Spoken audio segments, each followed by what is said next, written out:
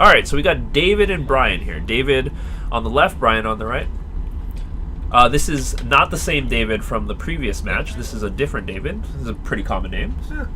Yeah. Oh, since Dominaria. All right, well, guy. awesome, man. I hope you're enjoying the game. Piece of advice: even when you think you're done playing Magic, don't get rid of your stuff. Yeah, yeah. Never get rid of your cards. Oh, so many stories from people who are like, I quit and I came back and I just wish I had my stuff from then. But welcome to the game. We hope you enjoy it. We watched Jason last game. He came in to talk. He just started maybe 6 months ago. Yeah, there's a lot of new players that we have. We like to feature everyone on stream. New or experienced players, new players. It doesn't take long to pick up the game. It doesn't take long. I think and the more you play, the better you get. And I think having the stream is a good tool for us too, because players get to watch. If they get on stream, they get to watch their match again. And I know I learn a lot from when I lose or when I win, and it's what I could do better. When that's wins for the match. That's the in round. Both of these guys are 3-0 right now. We're going into round 4. Yep. We don't want no scrubs. Yeah, that's right. So that's the in match win. So right now it's start. I didn't get to see. Did they roll to see who won first? Okay, I have not either. So we'll see. Okay, yeah. So I think they're just shuffling up, and then they'll resolve turns and mulligans here in a second. I'm guessing whoever goes first won the roll. I think so too. But that's not always the same in Dominaria. Not always the same. Yep. Hey man, here's the big secret: is everybody is a scrub when they start playing Magic. Starts like out as a scrub. Everybody is a scrub. Some of us stay scrubs for a long time. Andy here 3 years ago had to teach me how to tap my mana because I had taken a 22-year break from Magic. Yep. Turns out I'm like not that awful a Magic player, and I'm just getting to be barely okay. Everybody starts somewhere, and the way you get better is by playing. Yeah, you play people who've been playing longer, and you learn from them. Yeah. Don't be afraid to lose games. That's how you learn the most. When you're third ever draft, awesome, dude. That's See, that means you're advancing. You're getting the game concepts, and let me guess, after you won, you were hooked. Because I was hooked after I won. I was like, oh, I love this game again. All right, looks like they're doing the rolls right here. Don't throw it in his lap. 6. We haven't seen anything bigger than that's the first die roll we've seen bigger than 7 tonight. I just want to point that out. That's what happens when you start off with a player from Australia. Down under, man. You're down under the average. All right, so David on black-white. All right. We'll see what kind of flavor of black-white. And Brian, as we saw in Esper. And since we've seen Brian's deck, we can talk a sec about it. We saw a Djinn. We did? We saw a lot of good flyers. Pegasus. We saw the Djinn. He only got to wish once, though. He did, because it got turned into an ox. But he has a lot of good flyers. Pegasus Corsair, which I think is one of the best white commons in the set. We saw how powerful it was in Dominaria Limited. Still really good at 19. The Falcon, the Rustclaw Falcon. He did. For 1, it's a 1/2. Notably, it doesn't die to deal 1 damage stuff. Which was very important against that skeleton, which I expect David will probably have at least one of. And I think he has a couple of equipment that he can equip to his flyers, basically, making them very relevant. So I am also looking forward to this black-white deck. We talked earlier about which archetypes we wanted to see, and that was the one I wanted. So what colors are Esper? Esper is white, blue, black. So we're going to see it kind of a blue-black mirror with a splash of white. Or white-black mirror with a splash of blue. Hello, the Zack Attack. I get a feeling I might know who this guy is. I think you're coming with him. Oh my god, we're going with him? Oh no. All right. Looking at hand, Sigiled Sword of Valeron, Mind Rot. Oh, you have Andy and Alex here. Hey, what's up, Zack Attack? Welcome to the stream. We're getting into round 4 of our Magic Core 19 pre-release. We have David here on black-white. He has Mind Rot, the Sigil, the -3/-3 instant, and the Skeleton Archer. Okay, so it looks like he's going to be making Brian discard some cards, and Brian, I think, is mulling to 6, so that's already... That's not good. That's already a win there for David. Zack Attack, we miss you too. Jetto, Zack is one of our local players in Hawaii. We get a lot of people moving in and out. Yep. Left for the big city on the East Coast about a year ago, right? About a year now. Getting there. Yeah, we miss you, bud. We miss you tons. Come on back. Yep. So, yeah. Jake misses you too. Sometimes life gets in the way, man. It happens. It's all right. The stream... I don't know. Well, I appreciate you letting us know that you're getting a little lag over there, Jetto. If it is, we need to go crack the whip on Jake a bit. Yep. Sometimes he falls asleep on the wheel, and we need to get him running again. So we'll try and get it fixed. We are in the middle of a tropical island. Hopefully, we get there to you in time. And we have been having issues. They've been pretty good lately as far as I think we got them all worked out. Our chat dropping and stuff. I think it's gotten all worked out. Brian seems good to keep his 6. All right.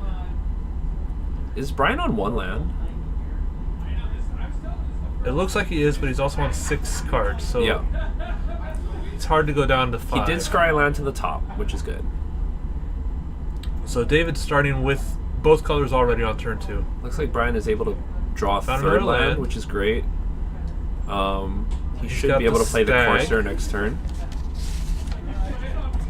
He has a stag in hand, which I believe once he gets that out, starts tapping stuff when it attacks. It looks like David wants to just roll out that Mind Rot right away, make Brian go down 2 more cards than he already is. I might have waited a turn just to see if we could get some of the higher value cards out later, but totally fine. He already is 3 cards up on Brian with this, basically. I agree, Joe. Once the lands start hitting, Brian's hand looks pretty good.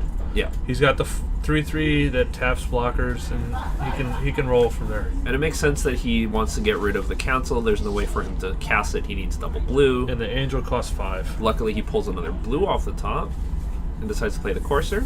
Yep. Totally 1/3 flyer. Unfortunately, that's a good target for the -3/-3 black spell that David does have. I don't mind that, though. I don't mind that either. Force him to use his kill spells. Yeah. While you're still building your board. But this is a classic black-white value kind of strategy. Yeah. Like, get rid of some of your cards, use the black removal to get rid of your threats on the board, and then stick a single creature with that artifact on it to make more creatures than, to outscale your opponent. Asking about the Mind Rot and Duress. Me personally, I like to wait until if they have 2 cards in hand and my Mind Rot will empty their hand, that's when I like to use it. Okay, so Jetto, for me, Mind Rot you want to use probably when your opponent is 5 cards or less. So Duress you want to just slam as soon as you generally can, because Duress is very strong in the beginning because you can take their best card out of 7, and then since Mind Rot lets them choose the cards that they discard, you want to force them to discard what they have left. The key difference being Duress, you are picking and you're getting to see the rest of their hand. Correct. So Mind Rot, they pick, so they're just going to get rid of ones they don't want anyway. So you Duress early so that you get information about your opponent's hand and pick their best card, and then you Mind Rot later so that you get all the cards they're saving that they can't cast the higher numbers. Alright, so it looks like Brian played the Stag, and it quickly got strangled by the Spores. Okay. Which is a better target, I think, in this board state than the Pegasus was. I agree, too, because there's no other bigger threats. The big thing is that he played the Sword, or the Sigil. The Sigil Sword of Valoron, and he also has a 2/2 Diregraph Ghoul to carry that sword. So that would be a 4/2 Vigilance. So the big thing is that the Knight is going to stay on the board if Brian can't get it. Yeah, get rid of nothing to kill him. Yeah, so this is a classic black-white strategy, is kind of deny your opponent all these resources and come in with a single threat that scales up. See what so he will equip it, and he decides to attack with Vigilance, making a Knight. Looks like Ben will bring our Knight token here.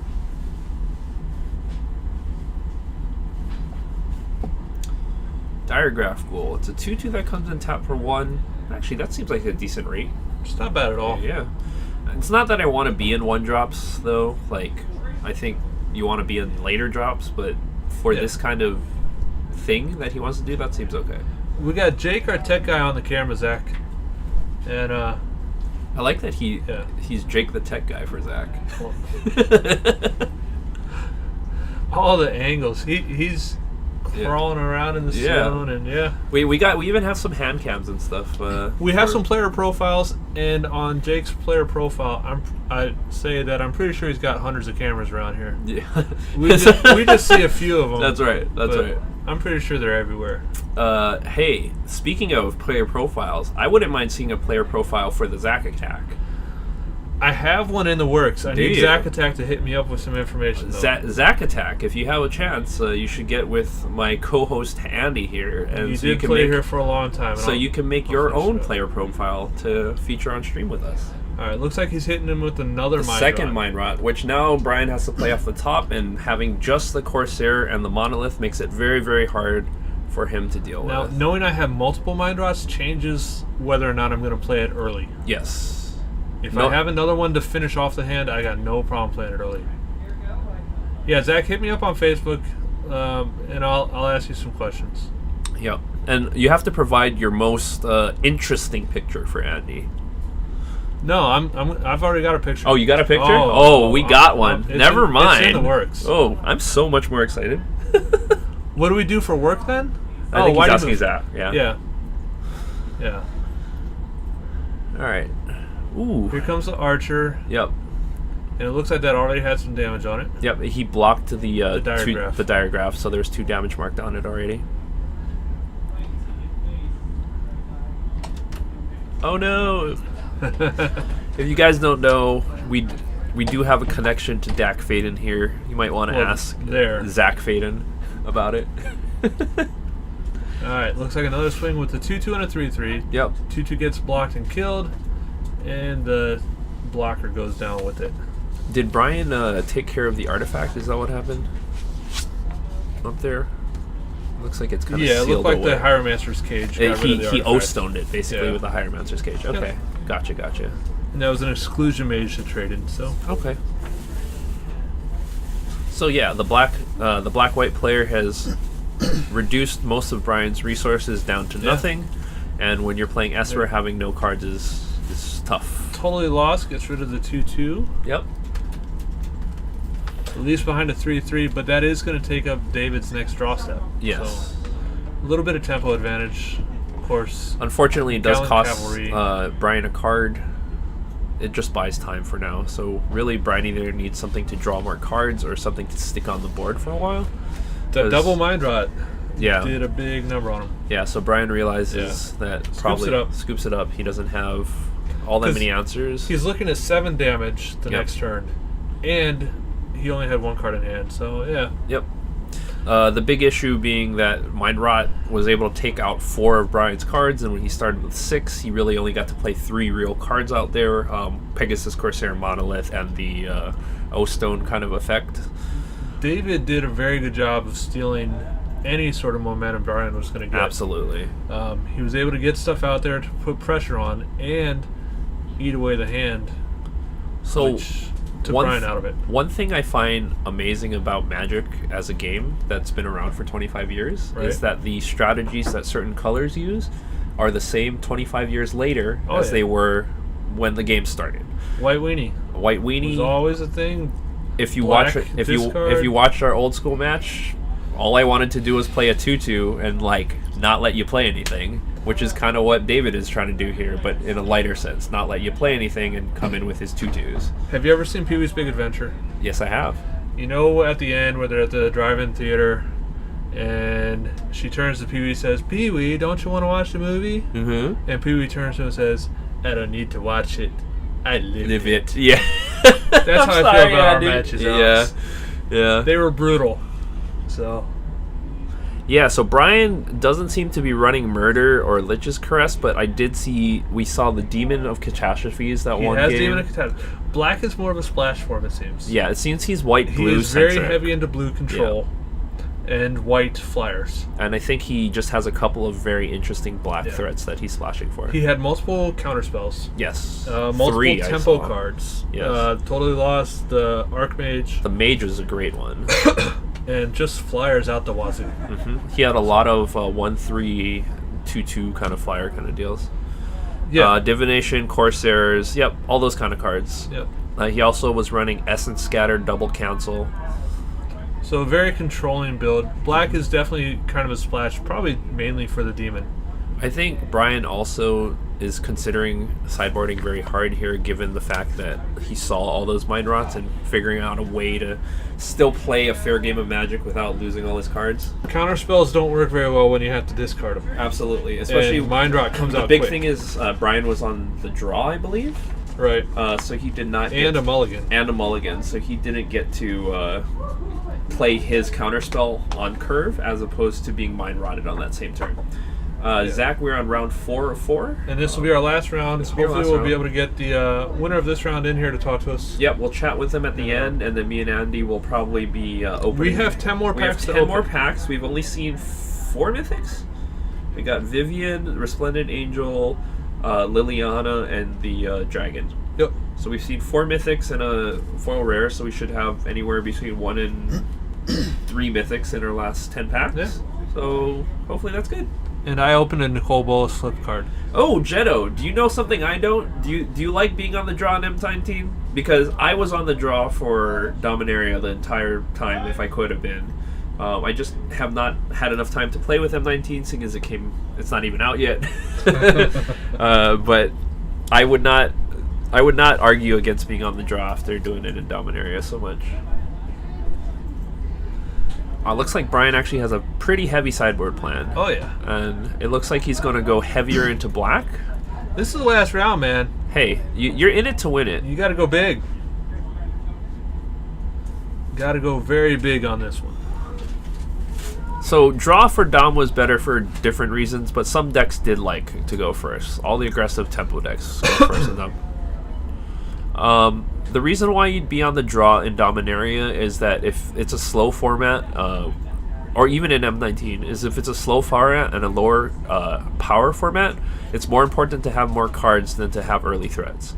So if I can't kill you on turn 4 or 5 because I have like really, really aggressive creatures or that sort of thing and everything's slower, it makes sense that seeing more cards and having more chances to pick up my turn 5, 6, and 7 strong cards is better. Now, Alex is the one that's answering right now because he's the one that thinks this stuff through better. However, for me, that question is more directed at a draft format. Yes. In a sealed format, You're right. I think it's very different answers. I totally agree with you, Andy. With the sealed, you do not have the pool that you've selected from a draft. You're more at risk of not getting your tempo and not getting your late draws. Mm-hmm. So I would evaluate them differently for a sealed pool. I might think maybe for Dom, draw is better for sealed too because sealed is generally slower than sealed draft. Generally is slower as a format. Being able to draw your more important cards would make more sense to draw for me. That's my line of logic. Whether it's right or not is totally different. Yep. If you feel like this format is slower than Dom, and I wouldn't argue against you after watching 4 matches, but I don't know yet. As we said earlier, everybody plays a different style too. Correct. Then maybe... Depends. I mean, I wouldn't be against testing being on the draw, because if you do feel like it's slower, then yeah, maybe. But I also think it matters that the power level is lower, so that getting more cards doesn't matter if the bomb that you get doesn't exist. Yep. So this feels a little less powerful than Dominaria, so you win on stuff. Do I think it's faster or slower? I think it's slower because the power level is lower. Bottom line.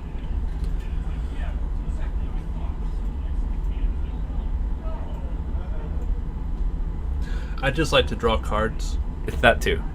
I like and turtles. Attack with creatures. I like turtles. I like turtles. I like turtles. That was my Dominaria draft, man. I like turtles and then putting Sarah's wings on them. I played first because I want to go fast. I like turtles. I want to go fast. I like turtles. Looks like Brian added black, and I think that's a sideboard card. I believe he brought in Mind Rot.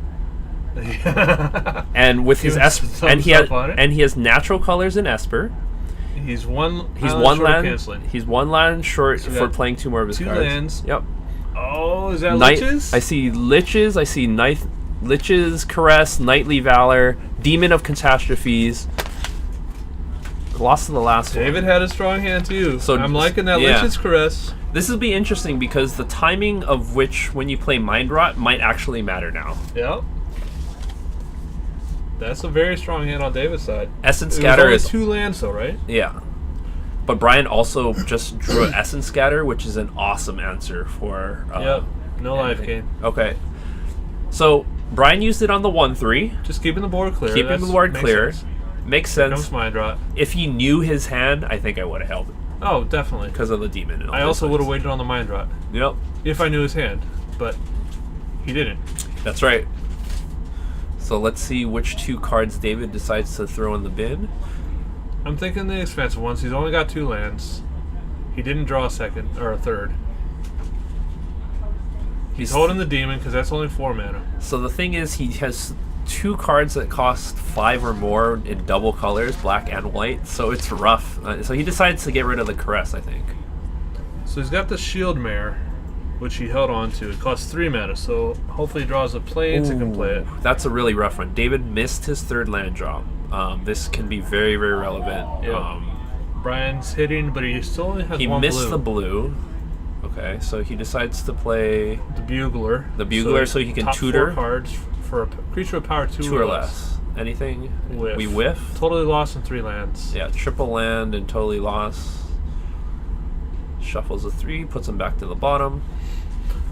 Just one of the many hundreds of angles that Jake has for cameras here. It looks like he plays the 2/2 that comes in tap. He missed his 4th land drop, relevant. Very well. Misses 3rd land drop again. Again, yeah. Sorry, on turn 4. Yeah. Sorry about that. So Brian is going to play his 5th land. Still missing the double colors for blue and black, though. Yep. All right, so we have 3 lands. Let's see. 1 more Corsair. land, he can play the demon. Yep. Corsair is great because it blocks favorably and it makes his guy flying. Looks like he pulls up the 2nd blue and goes straight for the Sphinx. Woo. Or Horizon Scholar, yep. 4/4 flyer scry 2. Pegasus Corsair land. He leaves the Corsair on top to give him another body. I think if that land he hit had not been an island, he would have put the Corsair on bottom. Yes. Agreed. Looks like a swamp, so he can play the demon. I think I played demon before attack, sacking the ghoul. Because Brian is tapped out now, it's the safest time to do it. What did he decide? Yeah. Ooh, he sacking the sacks Corsair. the Corsair. Interesting. He very notably he dodges the cancel from Brian there. Yeah, very, very good timing to find that 4th land because he would have played right into it. Brian playing with the cards upside down. That's something I like to do also with new cards. Show your opponent what you're doing. I figure I should know my cards better. They're new to my opponent, so I let them read it. So this is a big casting cost for 5. What's up, the Panda Boys? Welcome, welcome. I was wondering how to say that. Okay. Welcome to the stream. Wow, yeah. It looks like Brian decides to cancel. What was that? The white card for 5. Double white, I think. White card for 5. We got Jake there. The race is on. Was that Lena? No. Lena cost 6. Let's see. Let's see. And right there, we saw the infamous Djinn of Wishes. Yes, it is, Jetto. Djinn's out. Djinn's out. 4/4. Jetto, it's okay. This is It'll be not fine. in the Midwest. We're not in Michigan. We're in Hawaii, Honolulu. You're safe. So Brian's thinking about attacks here. The question is, can he race? I don't know. Zach, we will probably be streaming Modern next Friday, which it'd be quite late for you guys. Oh, I'm sorry. It's Standard next week. So we're going to be Standard next Friday. And we'll probably be streaming that at 6 p.m. Honolulu time, which for you, I'm guessing, is close to midnight. At 6 hours. Now, there are also... You can watch old videos on Twitch. Yep. We have our VODs and our YouTube. There's a YouTube channel you can watch them on. Yep. So if there's anything you missed or you want to catch any of the previous coverage that we've done about 3 or 4 weeks of coverage now. So you can go back and check it out. There's a couple fun matches on there. It is always nice, though, when you old players from here get on and chat with us. We appreciate it. Yep. I'll send you a couple questions tomorrow, and I'll try and get something done up for you, Zach. So it looks like Brian decided to jam in and try and race here, and we'll see how it goes. Does anyone have a course at 2019-2?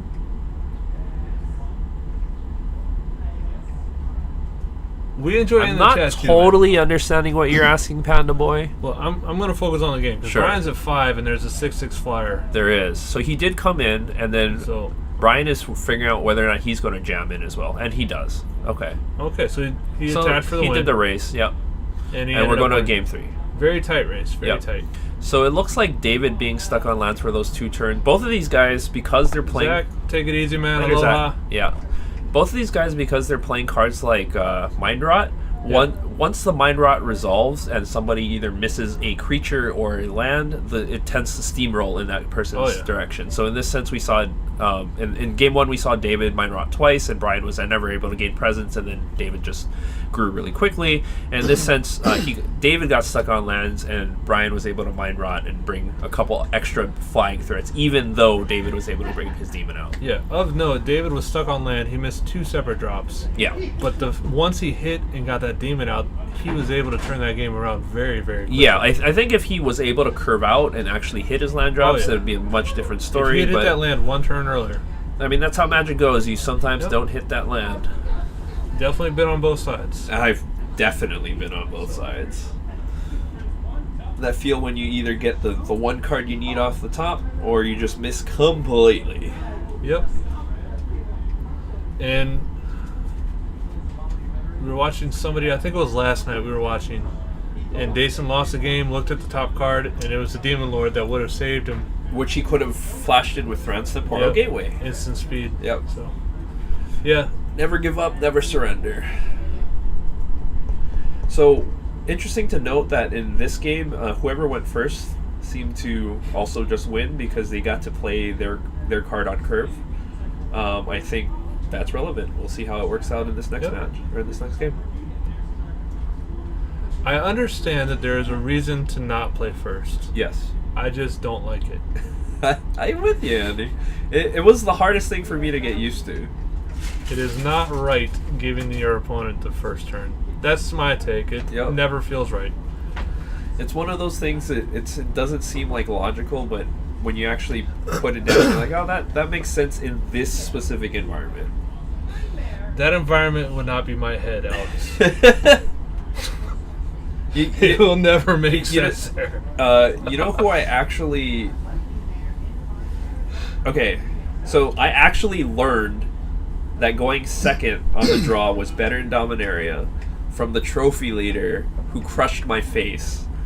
Who's that? At the time it was Spearling, and the other person who told me was My Pretty Girlfriend. Those are the two screen names. They were the trophy leaders for Dominaria.